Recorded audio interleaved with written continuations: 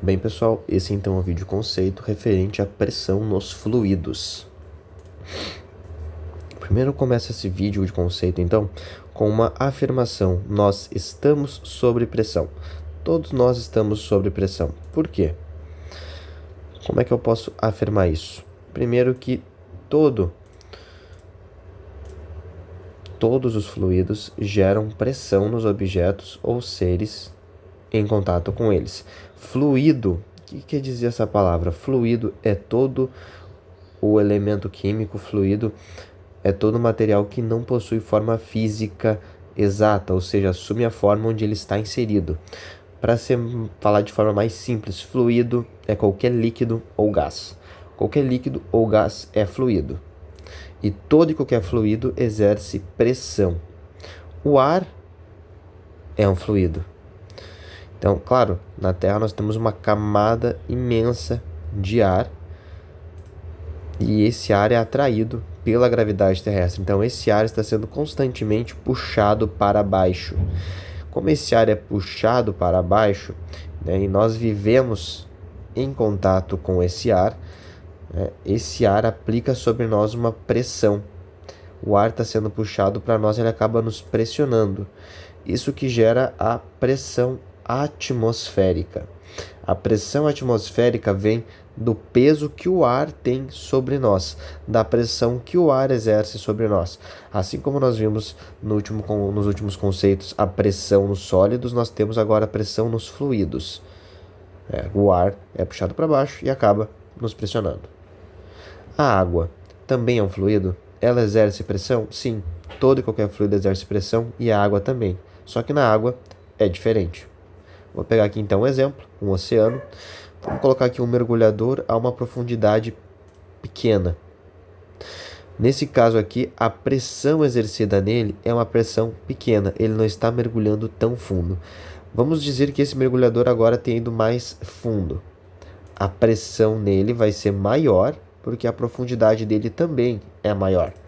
E por último, então, o mergulhador foi num ponto muito fundo, a pressão dele vai ser muito alta, porque a profundidade dele é muito alta.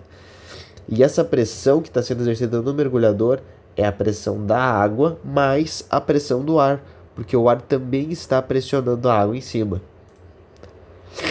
Assim como a água, o ar é um fluido e também gera pressão. Conforme a pressão, conforme a profundidade. A pressão realizada por algum fluido sobre algum objeto é resultado da ação da força-peso do fluido sobre o objeto. Então, quanto mais camadas do fluido tiver em cima, maior vai ser a pressão.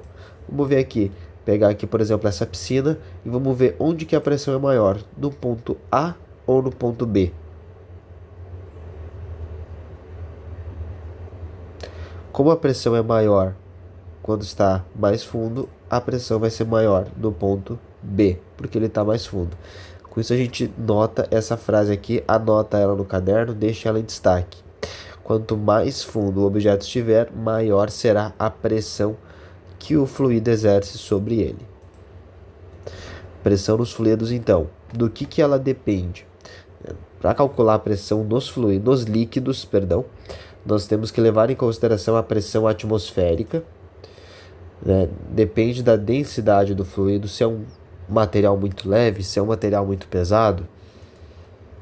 Devemos utilizar o valor da aceleração gravitacional terrestre, que puxa o ar para baixo, e depende também da profundidade que o objeto está sendo mergulhado, conforme a gente viu no exemplo do mergulhador.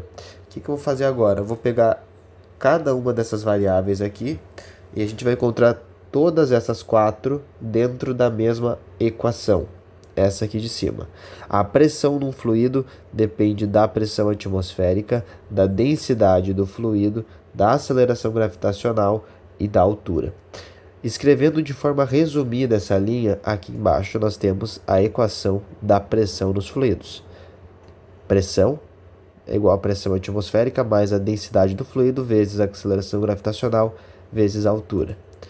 Aqui então, para concluir, repetimos a equação.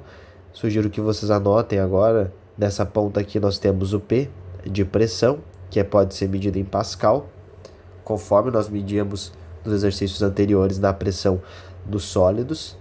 A pressão atmosférica tem um valor fixo de 101.325 Pascal no nível do mar. Esse valor só muda se você está em uma cidade muito alta. Se você está numa cidade no nível do mar, esse valor aqui é constante, não vai mudar.